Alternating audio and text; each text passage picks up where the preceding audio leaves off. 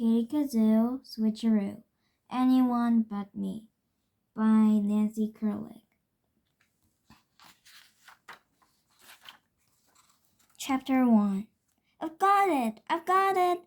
The football soared right towards Katy Carew. She ran towards the ball, reached out her hands, and oomph! She missed it completely. You took your eyes off it again, Katy's best friend Jeremy Fox said, jogging up to her. He pushed his thin wire glasses higher up on his nose and ran his hands through his curly brown hair. I know, Katy replied simply. What else could she say? Katy, I can't believe you did that, Kevin Camilleri shouted across the field. You lost the whole game for us. Just then, George Brennan came charging across the field. He had a big smile on his face. Katy groaned. Of course George was happy. His team had just won the game, thanks to Katy's fumble.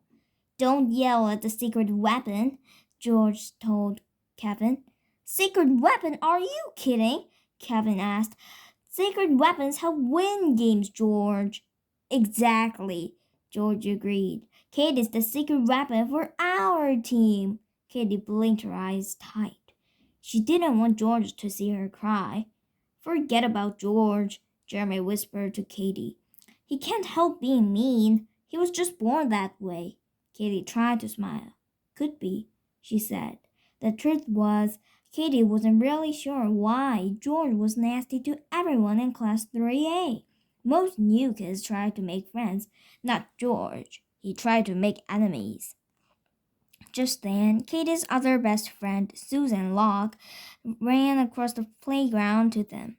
Let's go play on the monkey bars for a while, she suggested, pulling Katy and Jeremy away from George. I'll bet I can hang upside down longer than either of you. Katy stared at Susan. Her friend was wearing a skirt. You're going to turn upside down in that? Katy asked. Sure, Susan said, yanking her skirt up to her belly button. Katy's mouth flew open. Jeremy blushed. It's okay, you guys, Susan laughed. See, I'm wearing shorts under here. This way I can wear a skirt and still play. Katy laughed. Leave it to Suzanne to find a way to look pretty and still hang upside down in the jungle gym. Okay, last one at the monkey bars is a rotten egg, Katy called as she dashed away. Susan and Jeremy took off after Katy. Katy held on to her lead, but not for long. Jeremy was the fastest runner in the class. He quickly pulled up next to Katy. Katy took a deep breath. She moved her feet faster than ever, but not fast enough. Jeremy zoomed into the lead. Katy frowned. Well, at least she was ahead of Susan. Katy turned her head to see just how far behind Susan was, and splat! Katy stepped right into a big, wet puddle. Gushy brown mud splashed all over her. Katy stopped running and looked down at her jeans. Oh no, she cried out. What a mess! Katy wasn't kidding. She was a total mess. There were mud splatters all over her jeans. Her favorite jeans, the ones with the pink and blue flowers embroidered all over them. If this were first grade, Katy could have changed into the clean clothes in her cubby.